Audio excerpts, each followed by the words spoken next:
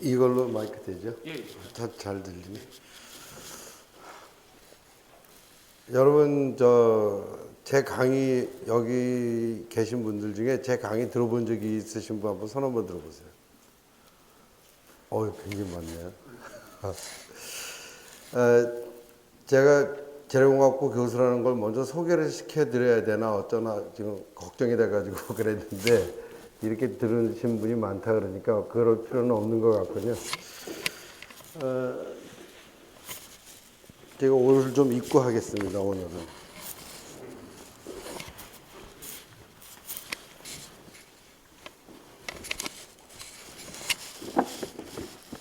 이게 제가 스탠포드를 83년에 졸업을 했는데요. 그때 미국 애들도 다 이렇게 졸업식 때 옷을 빌려요.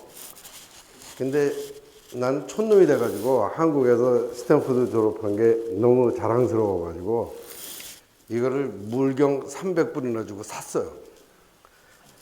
그래서 서울대학교 교수가 되고 난 다음에 저거를 한번 입어볼 때가 있을 것이다. 보직 교수가 되면요, 입학식, 졸업식 비롯해가지고 행사 때마다 이 자기 박사학위 받은 옷을 입거든요. 근데 여태까지 이제 내일 모레 정년인데 이 옷에 입을 새가 한 번도 없었어요.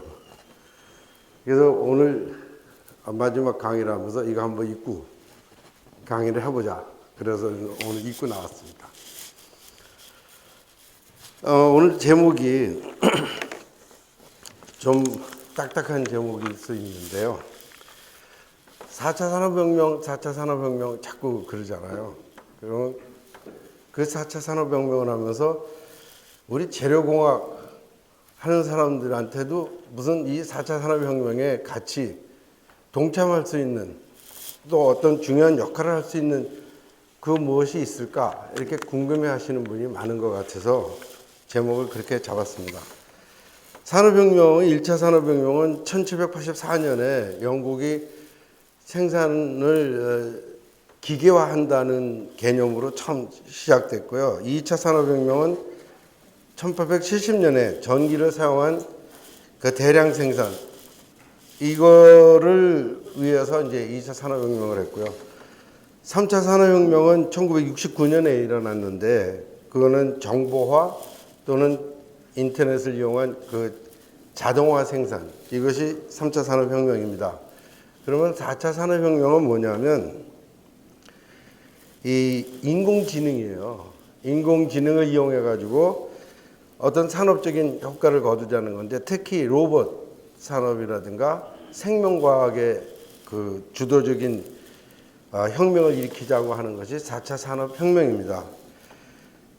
그러면 그 인공지능에 대한 개념이 조금 바뀌어졌어요. 4차 산업혁명의 제일 중요한 거는 바로 이 인공지능에 대한 얘기인데, 인공지능을 보통 이제 기존적으로 가지고 온 거는 이렇게 뭐 사람이 생각하는 것처럼 이게 생각을 하게 된다든가 뭐 이런 거를 인공지능이라고 생각을 했는데, 여러분 잘 아시죠?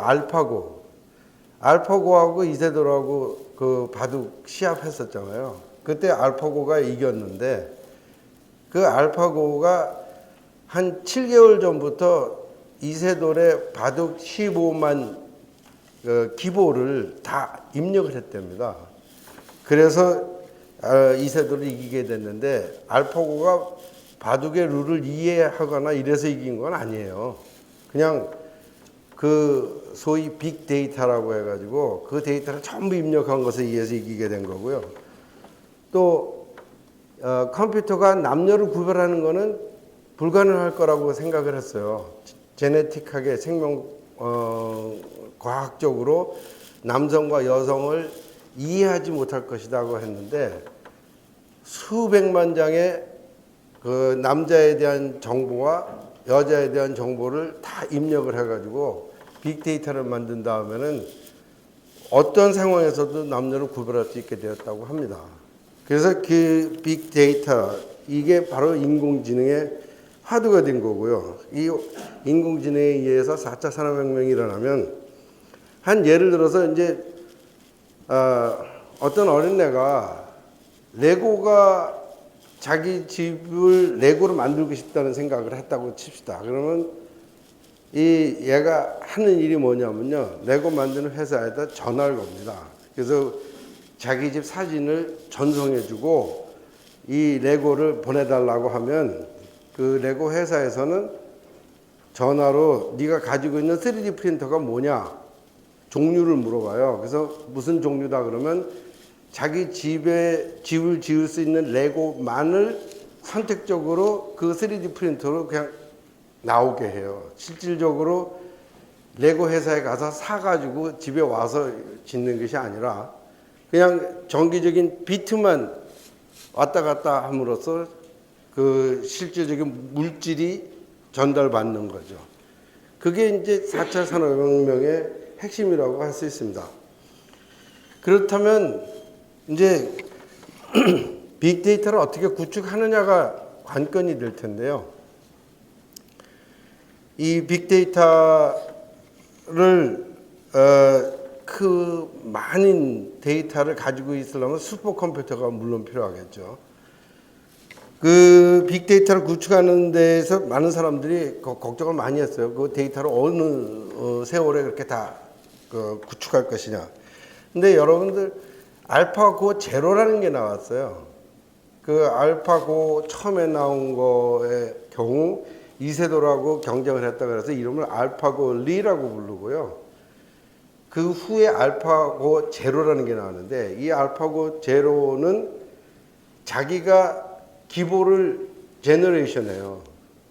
그래서 그 알파고 리는 15만 장의 기보를 7개월 걸려서 쌓아놓은 다음에 그 빅데이터를 근간으로 해가지고 이세돌하고 싸워서 이겼지만요.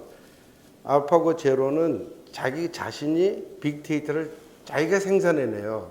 그래서 4시간 만에 알파고 제로가 알파고 리하고 100번 싸웠는데 100번 다 이겼어요.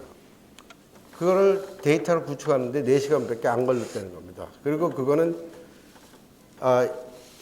휴먼이 사람이 데이터를 만들어준 게 아니라 컴퓨터 자신이 빅데이터를 만들어내는 거죠. 뭐 이게 조금 어렵게 들린다면은 이런 것도 있어요. 여러분들 위키피디아라는 거 알죠? 그 위키피디아라는 게 백과사전 같은 건데 그 전에는 대형 백과사전이라고 아주 그 훌륭한 백과사전이 있고 돈 좀 벌었다 그러면 웬만한 건 산다 그러면 집에 하나씩 다 비치해 놔야 되는 사전이 대형 백과사전이었거든요. 근데 위키피디아는 건 뭐냐면 보통 사람들이 자기가 아는 지식을 위키피디아에다 이렇게 제공하는 거예요. 그래가지고 그게 전 인류를 통해서 제공이 돼가지고 지금은 위키피디아가 그 대형 백과사전보다도 훨씬 더 파워풀하고 훨씬 더 정보가 더 많이 있습니다. 여기 외국 학생도 있네요. 한국말 이해하세요? 조금 하시네. 그래서 그 위키피디아를 맨 처음에 만들 때 사람들이 설마 사람들이 자기가 알고 있는 지식을 아무런 대가 없이 제공할까? 그래서 빅데이터를 구축하게 할까? 이걸 의아하게 생각했는데 지금은 위키피디아가 아주 널리 쓰이는 대형 백과사전을 집에 가지고 있는 사람들은 아마 아무도 없을 거예요. 또 생명공학 쪽에 빅데이터가 응용이 되면요. 신약을 하나 만드는데 그 신약 만들 수 있는 혼합물이 경우의 수가 10의 60승이라고 합니다. 60제곱승이라고 해요. 10의 60제곱승이면 얼마나 큰 숫자인지 잘 모르겠죠. 그게 얼마나 큰 숫자냐면 우리 태양계 시스템에 있는 모든 원자의 수하고 맞먹는데요. 굉장히 상상도 못하게 큰 숫자죠. 그거를 보통 사람들이 연구원들이 이 혼합물 신약을 개발하려고 논문을 읽을 때 1년에 한 200편 내지 300편 소화할 수 있대요. 그런데 이 빅데이터는 컴퓨터는요, 순간적으로 100만 페이퍼를 동시에 읽을 수 있다는 겁니다. 그래서 그게 얼마나 엄청난 효과를 가져오냐면 르게릭병이라고 있어요. 거기에 대한 신약을 개발하는 데도 굉장히 큰 기여를 하고요. 그다음에 뭐 암을 퇴치하는 것도 물론이고 그건 시간 문제로 전부 생각하고 있습니다. 특히 치매 같은 정신병 같은 경우에는 이 빅데이터를 사용하면 우리가 질병이라고 생각하는 단백질하고 싸울 수 있는 그 신약을 얘네들이 제한해낼 수 있다는 겁니다. 순간적으로. 그래서 이렇게 그 큰 변화, 4차 산업혁명이 일어나면 사회적으로 어떻게 어떤 변화가 올 것이냐. 첫 번째, 이 교수 직급이 없어집니다. 여러분들, 저는 한 5년 전부터 제 강의를 영어로 했고요. 그거를 전부 유튜브에 올렸어요. 그래서 지금 수업을 하나 하고는 있지만 그 내 클래스에 한 2명, 3명 들어와요. 거기 등록한 학생은 한 20명쯤 되는데요. 내가 오지 말라 그랬어요. 학교를. 왜 왔다 갔다 하냐. 유튜브에 다 보면 되는데. 근데 그게 이제 한 5년 했으니까 여러 과목이 그렇게 다 올라가 있거든요. 한 학기 분량이. 그러니까 이제 조금 지나면요. 제가 정년 퇴임해도 어떤 과목에 대해서 알고 싶다 그러면 그 유튜브 틀면 돼요. 굳이 학교 와가지고 등록하고 등록 신청하고 뭐 이러실 필요가 없다는 얘기죠. 그래서 교수라는 직업이 없어지고요. 또 제일 먼저 없어지는 게 회계사예요. 회계사 같은 사람들은 없어지고 의사, 판사, 변호사 전부 없어질 거예요. 또 신문도 이제 이렇게 안 보겠죠. 그래서 벌써 책 쓴다는 거는 교수들한테 굉장히 어려워졌어요. 이게 인터넷으로 다 띄워놓으면 되는데 그거를 출판사하고 연락해가지고 책을 만들어 놓으면 파는 걱정도 많이 되고요. 이게 책 쓰기는 쉬워졌는데 책을 만든다는 게 의미가 없어져 버렸습니다. 백화점도 물론 없어지고 극장도 이제 영화 보러 안 가죠. 더 여러분들한테 현실적으로 와닿는 얘기 중에 무슨 얘기가 있냐면 학교 나가서 시험을 치는데요. 저는 쭉 오픈북 오픈노트로 시험을 쳐왔습니다. 근데 이제는 오픈 인터넷을 해야 될 판이에요. 이 스마트폰이 돼가지고 모든 정보를 다 거기서 받을 수 있으니까 오픈 인터넷으로 시험 치겠다고 얘기를 했습니다. 그런 것처럼 뭐 교수가 시험 문제 내기도 점점 더 어려워졌지만 일단 그런 개념이 바뀌는 거죠. 이제 시험이라는 개념이 뭐를 암기해서 뭐를 빨리 자료를 찾아서 이런 게 아니고 모든 게 다 빅데이터에 다 들어가 있기 때문에 아는 사람하고 모르는 사람하고의 아주 간발의 차이밖에 없어요. 사회가 그렇게 변하는 거죠. 뭐 더 재미난 얘기를 여론조사 같은 거를 들 수 있는데요. 대통령 후보 되려면 뭐 전화도 많이 하고 뭐 누구 지지하십니까 뭐 이런 거 하잖아요. 이제는 그런 거 없어질 겁니다. 빅데이터에 의하면 그 사람한테 걸려온 전화, 그 사람이 상대한 사람들, 그 숫자가 전부 통계적으로 다 나와요. 상대방의 신분, 지위, 뭐 투표권, 뭐 이런 거하고 전부 관련돼 가지고 심지어는 어떤 특별한 사건이 있을 때 그 사람한테 온 전화가 많다. 요거는 빼줘요.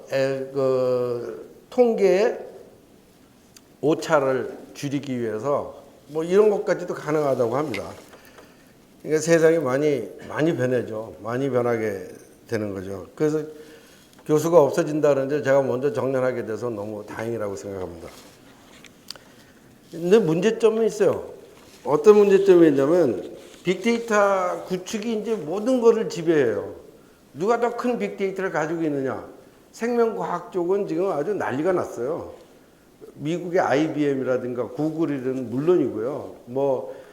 영국의 엑소시아든가 이런 유럽의 모든 웬만한 회사들은 전부 빅데이터 회사가 신약 만드는 회사하고 링크가 돼 있어요. 그래서 누구하고 링크되어 있느냐가 신약 개발을 얼마나 빨리 하느냐하고 관련이 되고요.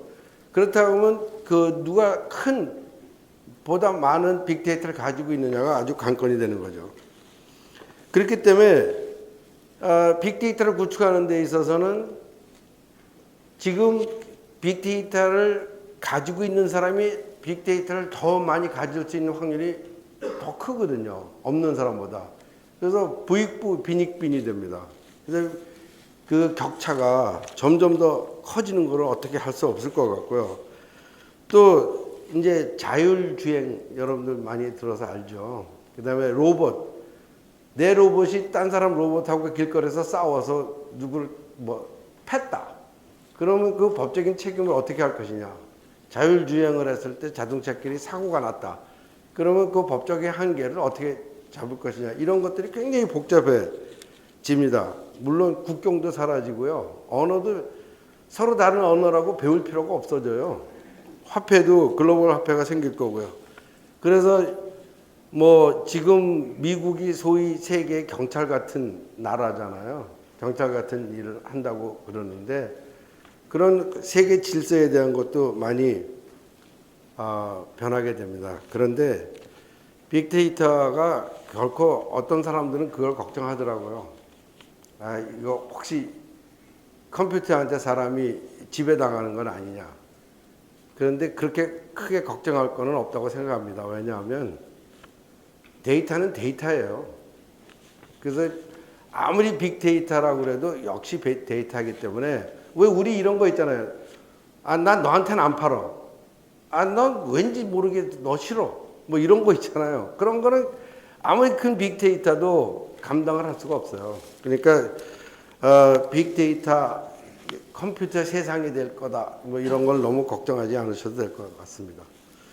그러면 지금 얘기를 끝내기 전에 잠깐 제가 30년 동안 서울대 재력과의 전자재료실을 하면서 그동안 해왔던 업적을 잠깐 소개하겠습니다. 이거 길게 하면 여기 짜증내는 사람 무지하게 많을 것 같아서. 저희 실험실은 30년 동안 로봇에 관한 연구를 좀 많이 했어요. 거기에 재료공학적인 면으로 로봇이 필요한 게 눈하고 뇌하고 에너지예요. 그죠? 근데 눈에 해당하는 거는 디스플레이 관련돼서 연구를 했고요. 에너지에 관련돼서 배터리에 대해서 했어요. 그리고 뇌에 해당하는 거는 FM에 대해서 연구를 했는데요. 디스플레이에 연구한 부분은 뭐냐면 아몰레드 만드는 기술이에요. 근데 LCD하고 아몰레드하고 차이가 많이 나거든요. 예를 들어서 아몰레드는 플렉서블하게 만들 수 있어요. 백라이트가 없기 때문에. 근데 LCD는 백라이트가 필요하기 때문에 플렉서블하게 할 수가 없어요. 그 대신에 아몰레드의 경우에는 저온 폴리라 그래가지고 아주 낮은 온도에서 결정할 수 있는 실력이 있어야 돼요. 기술이 있어야 돼요. 근데 그게 세계적으로 없었어요. 근데 우리 실험실에만 유일하게 아까 잠깐 학부장님께서 말씀하셨지만 MILC라고 거의 저희 실험실에서 개발한 기술입니다. 그것만 유일하게 산업화할 수 있는 기술이에요. 아몰레드는. 그 다음에 배터리는 제가 이 샘플 하나 가지고 나왔는데요. 이게 저희 실험실에서 만들 수 있는 배터리 두께입니다. 이 용량이 여러분들 이게 가지고 다니는 차징 팩 있잖아요. 이거하고 이게 더 커요. 작지 않아요.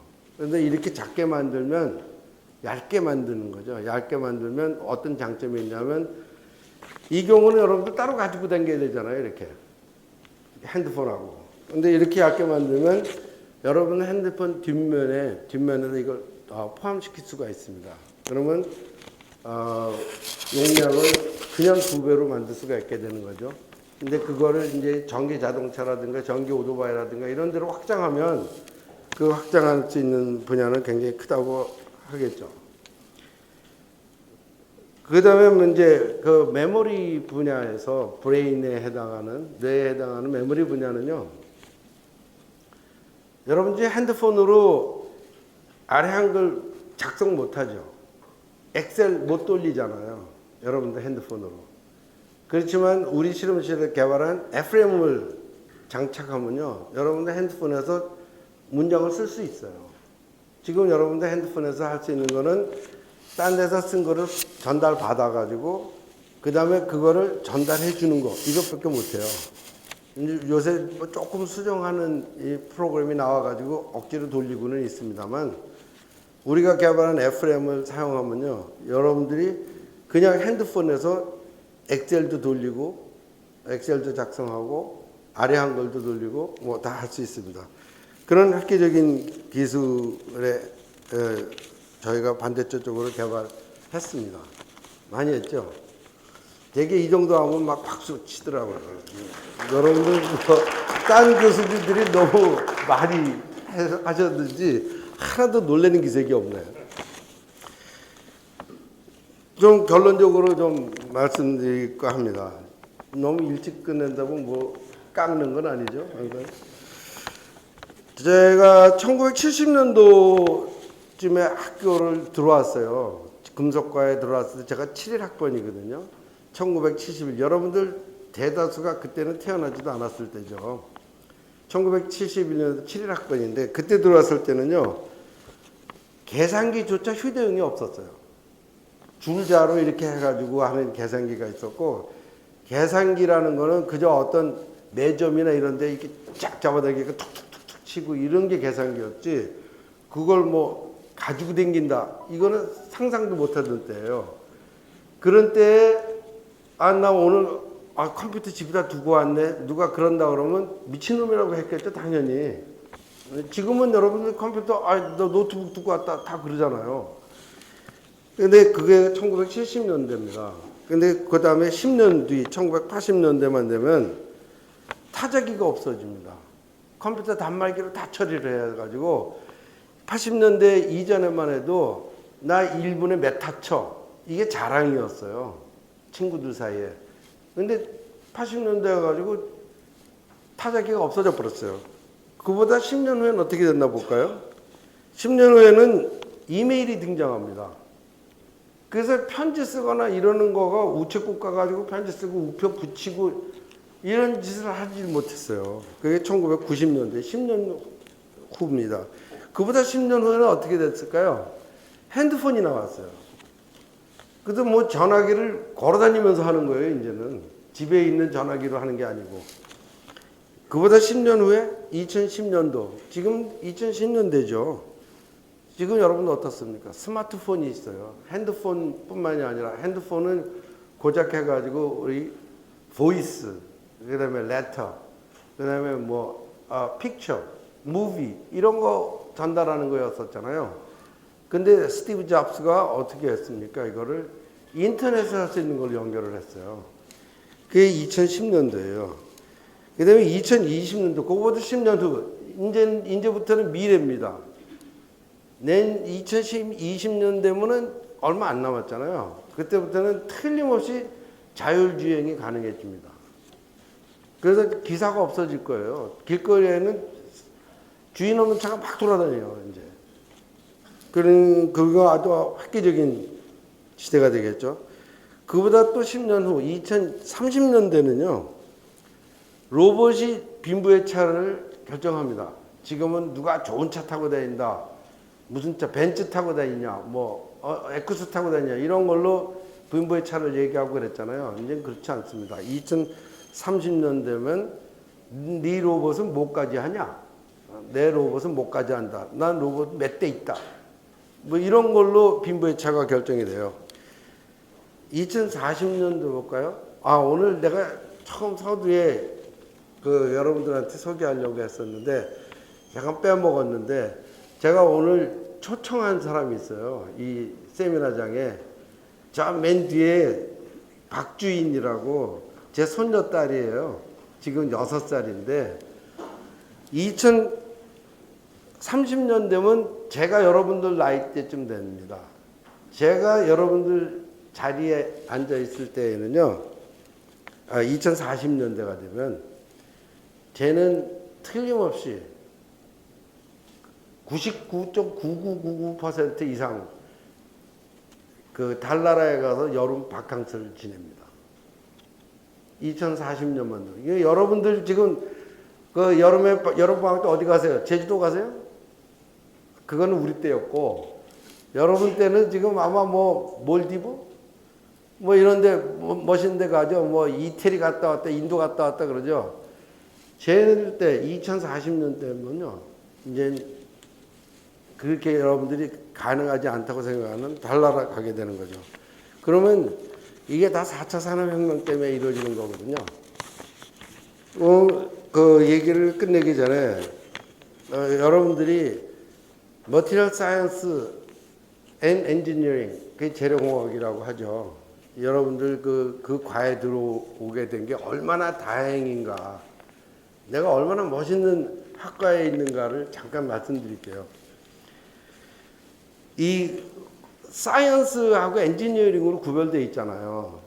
근데 이게 사이언스라는 거는요, 과학이라는 거는 좀 산업하고는 좀 거리가 있어요. 그러니까 산업혁명에 주도적인 역할을 할 수는 없어요. 사이언스가. 근데 엔지니어링은요, 이게 너무 또 기술 개발에 밀착돼 있어가지고 학문의 깊이가 좀 얕아요. 그래서 아주 점진적인 발전은 할 수 있는데 혁명적인 발전, 이거는 하기 어렵습니다. 그렇기 때문에 4차 산업혁명 같은 거를 엔지니어링도 주도할 수가 없어요. 엔지니어링은 대표적인 게 뭡니까? 기계공학이죠. 메케니컬 엔지니어라고 그러지 메케니컬 사이언티스트 이러진 않잖아요. 또 일렉트리컬 엔지니어링이라고 그러지 일렉트리컬 사이언티스트 이런 말은 없어요. 근데 우리는 어떻습니까? 우리는 Material Science and Engineering이에요. 우리는 왜 물질이 단단하냐? 이거를 먼저 사이언티픽하게 리서치를 한 다음에 그 이유를 알면 그 단단하지 않은 재료도 단단하게 만드는 엔지니어링까지 해야 우리 임무가 끝나요. 그래서 우리를 Material Science and Engineering이라고 하죠.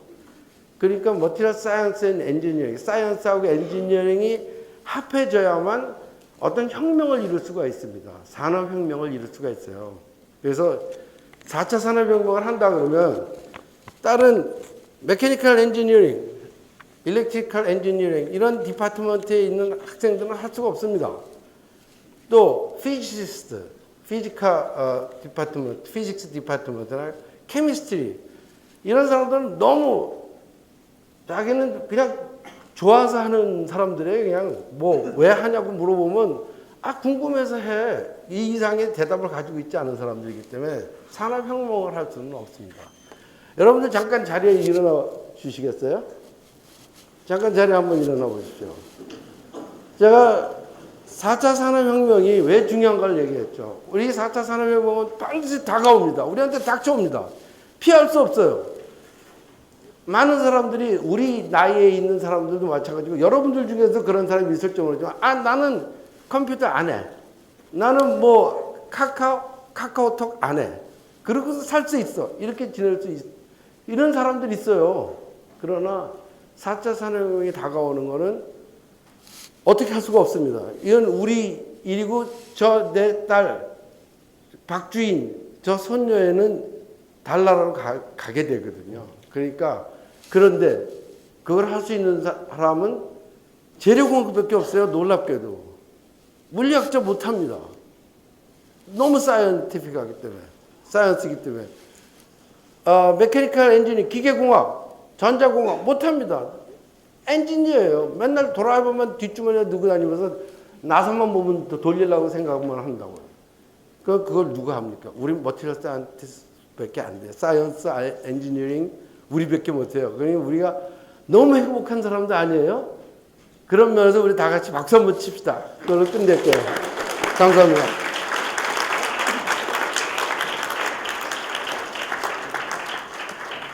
조금 전에 굉장히 인상적이에요. 상상도 못한 방법으로 강의를 끝내셨는데요. 창의적이신 것 같아요. 질문이나 궁금한 거 있으면 받도록 하겠습니다.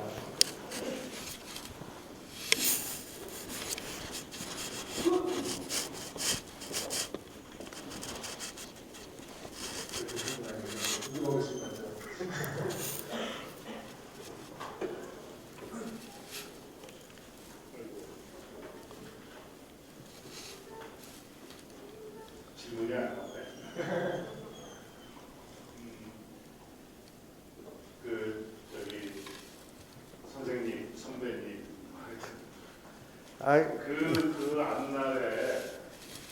앞날이 올 건데 그 속에서 우리의 역할이 그러니까 지난 40년, 50년 우리가 진짜 못 사는 나라에서 이만큼 온 거하고 또 이제 앞으로 이런 레벨에서 우리가 가야 되는 거하고 좀 다른 차원이기 때문에 분명히 그거는 올 텐데 그 속에서 우리가 얼만큼 그거를 잘 팔로우를 할 수 있을지 어떻게 해야 되는지 그런 거 하나 질문 드리고 싶은 거고요.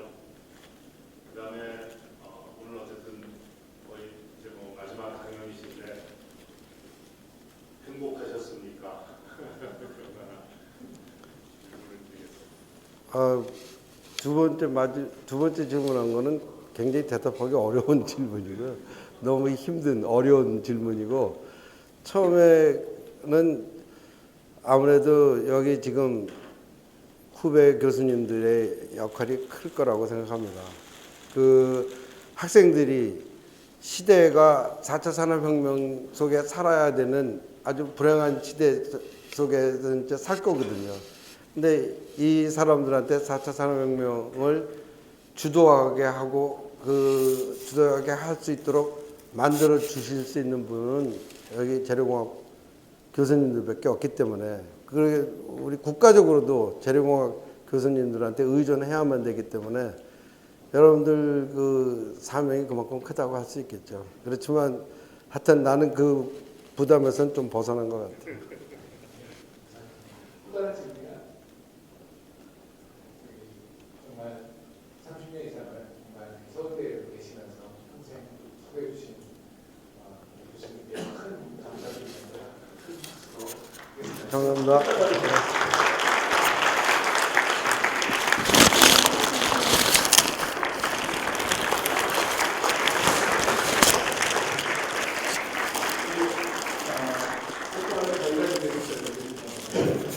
정말 수고해 주신 분께 다시 한번 큰 박수 드립니다. 감사합니다. 네.